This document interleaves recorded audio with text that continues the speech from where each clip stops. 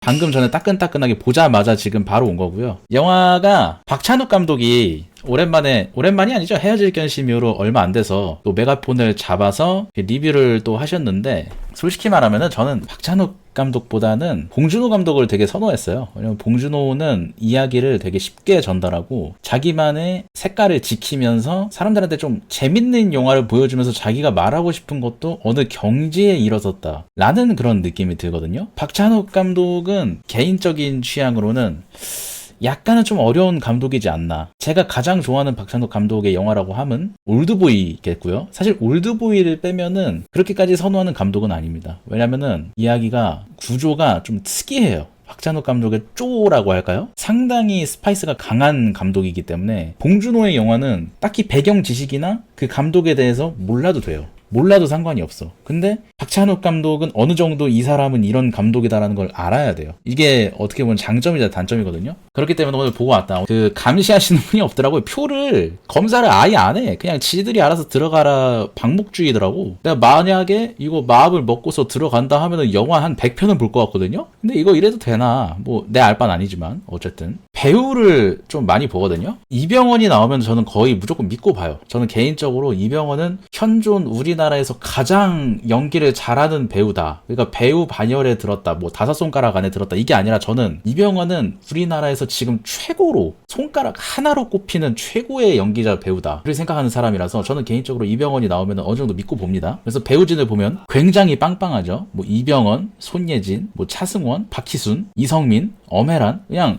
연기로는 도무지 호불호가 갈릴 수 없는 조합이에요. 이 사람들이 연기를 못한다고? 그럼 네 눈깔이 잘못된 거잖아. 이 말이 바로 나올 정도로 우리나라에서 지금 최고로 연기 잘하는 배우들을 데려다 놓고 찍었다. 일단 배우가 굉장히 빵빵하죠. 광고를 먼저 보고 갔는데 이병헌이 뭔가 울분에 차가지고 뭐 미국에선 직원을 자를 때 도끼질을 한다고 하죠. 우리나라에서는 뭐라고 하시는지 아세요? 뭐가지. 그걸 딱 보고서 이거는 딱 봐도 이병헌의 원맨쇼, 차력쇼, 어떤 그런 사회에 대한 비판, 풍자, 신랄하게 까는 또 박찬욱 특유의 그 온갖 아름다운 색감을 가진 진짜 미친 미장센의 영화가 나오겠다 하고서 인지를 하고서 갔다. 근데 영화가 생각보다 깁니다. 한 2시간 반 정도 돼요. 꽤 길어요. 요즘 영화 치고는. 요즘 영화 막 1시간 50분, 1시간 반, 막 2시간 안짝 이렇게 되는데 2시간 30분이라는 길이를 가지고 있다. 내용 설명 먼저 들어가겠습니다. 이병헌이랑 손예진 씨가 부부예요. 아주 꿈에 그리는 그 우리가 머릿속으로 생각할 수 있는 미국 서구적인 관점의 중산층, 아주 행복한 중산층 가정을 이루고 있어. 딱 봐도 이병헌이 좋은 직장을 다니고 있습니다. 누가 봐도 행복해. 아주 이쁜 엄마와 아빠, 그리고 아들, 딸, 심지어 골든 리트리버 2마리를 키우고 있어. 원래 우리가 누누이 미국 영화나 그런 거 볼 때는 자 씨발 잔디밭 위에서 내 집 하나 저택 하나 딱 한 다음에 아들 하나 딸 하나 강아지 2마리 키우고 싶다 할 때 그 2마리가 무조건 골든 리트리버거든. 그 골든 리트리버 2마리까지 키우는 아주 행복한 중산층 가정이에요. 가정에 불화가 없어. 아주 완벽한 가정이야. 그거를 맨 처음에 보여주는데 이게 영화의 색감이 약간 일본 영화 중에 혐오스러운 마츠코의 일생이라는 영화를 혹시 아시는지, 그게 굉장히 영화의 색감이 쨍하고 독창적이거든? 극적이에요. 영화의 색감이 전체적으로 전부 다 극적이에요. 극적이라 하면 라라랜드 수준이다. 우리가 일반적으로 영화를 볼 때 생각하는 그런 느낌의 필이 아니야. 전혀 아니에요. 상업적인 색깔이 아니고 한 컷을 찍더라도 못생기면 안 찍었을 것 같아. 그냥 딱 봐도 보여. 한 컷을 찍더라도 죄송한데 이병헌 배우 지금 수염이 한 가닥 지금 자랐거든요. 밀고 시작할게요. 근데 아까 밀었는데 밀고 왔는데 지금 햇빛이 좀 변했거든요. 내일 찍을게요. 이러고서 찍은 수준이야. 모든 한 컷이 인스타그램, 뭐 틱톡, 쇼츠 그거에 아득히 넘어서는 거의 그 어떤 경지에 다다른 아름다움이다. 일단 그거를 인지하셔야 돼요. 이거는 제가 봤을 때 영화과에서 영화를 배우는 학생들이 있어. 그럼 교수님이 자 오늘 교보제 다들 안 사왔죠? 네 교수님 교보제가 없던데요? 뭐 사오라고 얘기 없던데요? 박찬욱이에요 오늘 교보제는. 하고서 그냥 팔짱 끼면 돼. 그럼 한번 틀어보시죠 오늘 교보제 하고서 그냥 박찬욱 영화 딱 틀면은 학도들이 무조건 배워야 할 영화 100위 안에 들어갈 만큼 미장센이 독보적이다. 이게 따라할 수가 없어요. 예를 들어서 쥐메레 칼날에 나오는 액션씬들, 귀멸의 칼날에 나오는 그런 미친 작화들 따라하기 힘들겠지. 근데 사람을 갈면 될 것 같아. 근데 이거는 못 따라할 것 같아요. 감각이 색감의 배치라든지 사람들의 옷이라든지 그 뒤에 벽지라든지 그 배경 같은 거를 일부러 미친 개깐깐한 사이코패스가 만든 것 같아요. 진짜 개씹 깐깐한. 어쨌든 중산층 가정에 있는 아주 행복한 가정에서 시작하라는데 이병헌이 좋은 직장, 종이 만드는 회사를 이렇게 다니는데 무려 25년 동안 근무를 했으면서도 일을 굉장히 잘하는 사람이에요. 그래서 종이 만드는 회사니까 펄프 관련일 거 아니야. 그래서 올해의 펄프상, 펄프맨상 막 이런 것도 받아.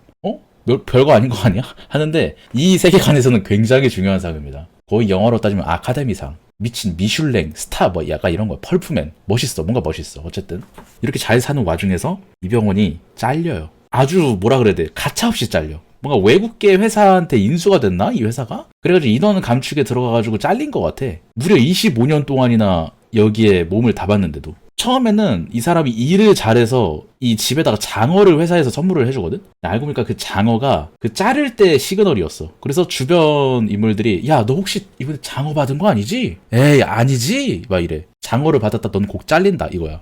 씨발 어떡하지? 야, 3개월 내로 나 다시 올라갈 수 있으니까 3개월 내로 직장 구해가지고 어떻게든 해볼게 하면서 손예진한테 뭐 자식들한테 이렇게 얘기해가지고 하는데 3개월이 지났는데 이상한 치통을 앓으면서 그 전보다 더 별로 좋지 않아 보이는 직업으로 전향이 돼요. 쿠팡이라든지 이마트라든지 그런 물류 그쪽에서 일을 하게 돼. 원래 그 전에는 25년 동안 일했으니까 짬이 주임원사급일 거 아니야. 그러면은 나름대로 대우를 받고 돈도 많이 페이도 많이 버는데 그 3개월 동안 이 가정이 살짝 무너진 거야. 돈도 이제 못 벌고. 그래서 딸하고 아들이 있는데 딸이 5살짜리인데 딸이 첼로에 굉장히 소질이 있어. 근데 얘가 약간 자폐 이런 게 있어가지고 첼로가 아니면 이제 나중에 먹고 살 길이 없을 정도의 그게 딱 보여. 그러니까 누가 봐도 돈을 더 벌어야 되잖아. 근데 그 와중에 면접을 보러 다니는데 면접도 잘 안 되고 어떡하지 하는데 중간에 너무 힘든 와중에 와이프랑 얘기를 하는데 와이프가 그런 얘기를 해요. 자기하고 동종 업계에 있는 되게 유명한 제2의 펄프맨이 있는데 그 사람이 되게 유튜브에서 꺼드럭거리면서 되게 잘 나가는 거야. 근데 그걸 같이 유튜브로 보면서 하는데 손예진이 농담 삼아서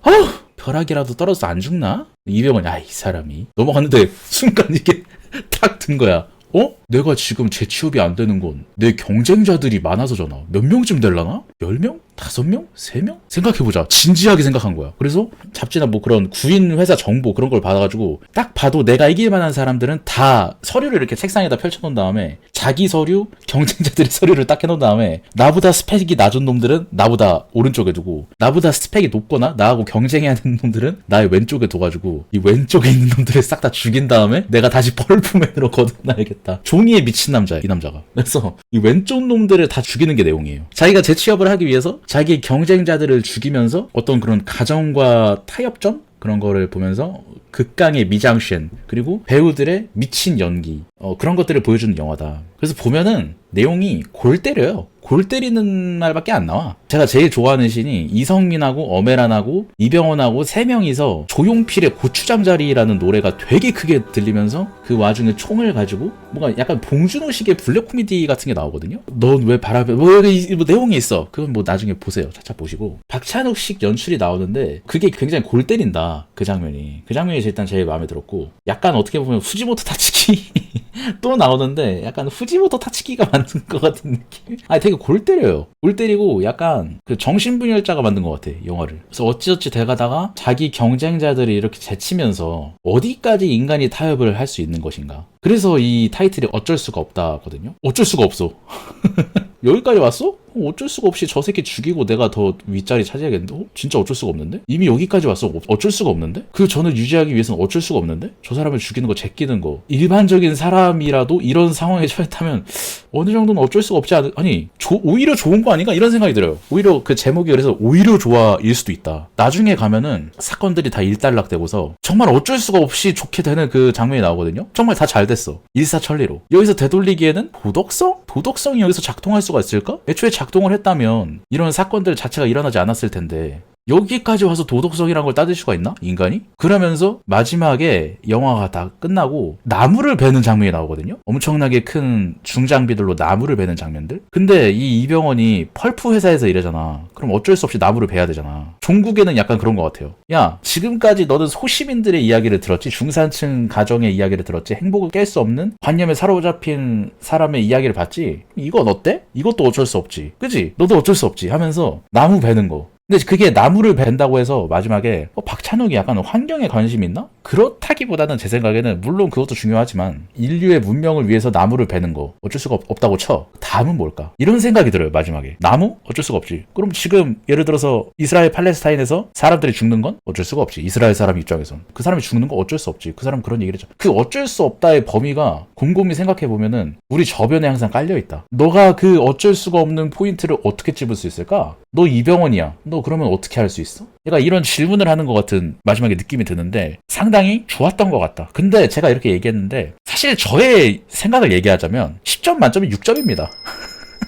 뭔가 좀 대단한 작품을 만든 것 같은 느낌은 드는데 재미가 없었어요. 저는. 왜 재미가 없었냐면은 극강의 아름다움과 그 안에 블랙 코미디 전집을 보는 느낌이었어요. 박찬욱 감독이 노트에 평소에 카페 들어가서 이런 생각이 드네? 하고서 자기가 노트에 끄적끄적 적은, 자기가 노트에 끄적끄적 그린 이쁘고 재밌는 블랙 코미디 단편선을 한 300개 엮어서 뭉친 것 같아. 하나의 이야기가 아니라 안 좋게 얘기하면은 정신사나웠어. 하나로 잘 융합된 느낌이 아니었어. 분명히 장면을 보면 굉장히 아름답고 조화롭고 이야기도 굉장히 웃기고 그런 장면이 드는데 이게 좀 영화적으로 색다른 시도를 되게 많이 했다고 해야 되나? 연출적으로 우리가 옛날 무성영화, 흑백영화에서나 보던 그런 연출들을 막 시도해요. 막 갑자기 이렇게 확대를 한다든지, 원래 요즘은 그런 거 잘 안 쓰잖아. 확대를 한다든지 아니면은 극중 인물이 어느 인물 옆에 페이드인이 갑자기 된다든지 그런 광고에서나 쓸 법한 스킬들을 막 쓴다. 영화적인 실험을 했다기보다는 박찬욱 감독이 평소에 시도해보고 싶었던 것들을 여기서 가감없이 시도해보는 느낌? 그리고 자기 생각을 이렇게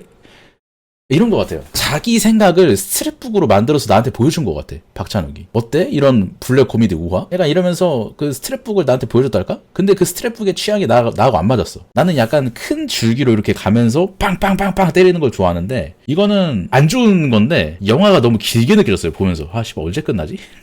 언제 끝날까? 대체. 패션 매거진에 나오는 그 스트랩북을 보는 느낌이랄까? 박찬욱 정신상태 브이로그? 저는 개인적으로 좀 별로였습니다. 근데 별로였는데 구리다는 건 아니에요. 절대로 구리진 않아. 그러니까 이 사람이 이야기를 하는 화법이나 이 사람의 어떤 미장센이라든가 그런 게 단지 내 취향이 안 맞을 뿐인데 이거는 분명히 좋은 영화예요. 구리다고는 절대 못해요. 그러면은 넌 겉으로 보이는 영화의 때깔이나 그런 걸 보고서 좋다는 거 아니야? 맞아요.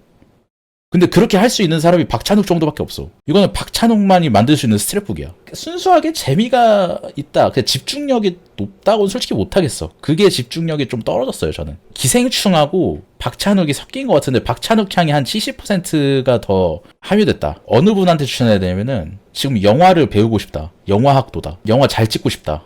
나 영화 뭔가 새로운 씬 같은 거를 내가 어떤 구도를 뭔가 참신하게 잡아보고 싶은데 뭔가 그런 이미 옛날 알프레드 히치콕이나 씨바 옛날에 내가 공부할 때 했던 사람들은 사실 고리타분해. 이미 영화의 기본 초성이 됐어. 뭔가 새로운 그런 장면 같은 거 없을까? 이거 보면 돼요. 여태까지 보지 못했던 장면 같은 거를 선사한다. 재밌게 보신 분도 아마 있을 거예요. 근데 조화가 좀 안 맞았던 것 같아요. 존나 때깔 좋은 광고들이 엮은 것 같아. 외국 광고들 막 시모스 침대 뭐시기 해가지고 다 엮은 것 같아. 그냥 모음집. 링카페에 리뷰 올렸어요. 스포 없는 어쩔 수가 없다 후기. 한국 영화계 거장 더 고트 박찬욱 감독님이 신작을 선보인다는 소식을 듣고 헐레벌떡 영화관으로 달려갔습니다. 부산국제영화제에서 평이 갈린다는 얘기를 들으니 이번엔 대중적인 색채가 강한 작품인가 싶었는데 역시나 했습니다. 영화쟁이 특유의 훅 가시는 조금 남아있지만 라이트하게 영화를 즐기시는 분들도 입맛에 맞을 작품이겠더군요. 봉준호 감독이 미키 17을 만들 때 슈퍼맨 절여진 유사 ADHD 현대인들이 대 OTT 시대에 끊임없이 볼 가벼운 SF를 만들겠노라 했습죠. 박찬욱 감독도 이번에는 시대의 흐름을 읽고 대중 친화적인 작품을 내놓은 듯합니다. 그래서 가장 중요한 질문, 재밌냐? 네, 재밌습니다. 다만 지금 흘러나오는 잡음들은 시네필들이 찬우가 헤어질 결심으로 상 받으면 뭐하노? 결국 영화는 돈이 되어야 하는 기다. 가오 좀 빼라 라는 식으로 질타를 해서 정작 감독이 힘을 빼고 만들었더니 감각의 노환이 어쩌니 자기들 영화력 과시하려는 태도인 것 같습니다. 감각이 노화하지 않았어. 전혀 동의할 수 없고 감각이 더 예리해졌고 오히려 산속으로 들어가는 도인이 더욱 더 한복을 입는 느낌이야. 저번에 봤을 때 개량 한복이었는데 이번엔 전통 한복까지 갔네. 약간 이런 느낌. 좀 더 자기 세계관을 좀 더 단단하게 구축했다 그래야 되나? 총평을 하자면 저는 카메라로 찍을 수 있는 재밌는 장면 모음집이라는 느낌이었다. 솔직히 추천은 못하겠습니다. 원래 제가 생각나는 부분을 적는데 이거는 적기가 힘들었어요. 되게 중구난방이고 모든 시퀀스가 다 다른 영화에서 나온 것 같은 느낌이랄까? 그러니까 테마별로 놀이공원 간 느낌? 한 결말을 위해서 엄청나게 많은 테마파크를 다 들어간 느낌? 영화적 테마파크다. 자본주의에 대한 얘기가 저는 좀 세다고 생각하거든요. 자본주의 시스템 안에서 어쩔 수가 없는 지점이 도대체 어디인가. 마지막에는 심지어 이병헌이 그 새로 취직을 해가지고 AI 펄프 회사에 들어가잖아요. 자기는 관리직으로만 들어가고. 근데 그것도 언젠가 잘릴 것 같거든? 곧 얼마 안 있어서. 어쩔 수가 없는 거를 사람들이 전부 다 어쩔 수가 없다 식으로 생각을 한다면 우리가 지금 서 있는 터전이라든가 우리의 생명, 우리의 지금 가치관 그런 것도 순식간에 넘어가지 않을까. 기업도 살아야 되니까 어쩔 수 없이 자르고 근로자도 살아야 되니까 어쩔 수 없이 자르고 그쵸. 그 라인을 짚어준 것 같달까. 어쨌든 리뷰는 여기까지입니다.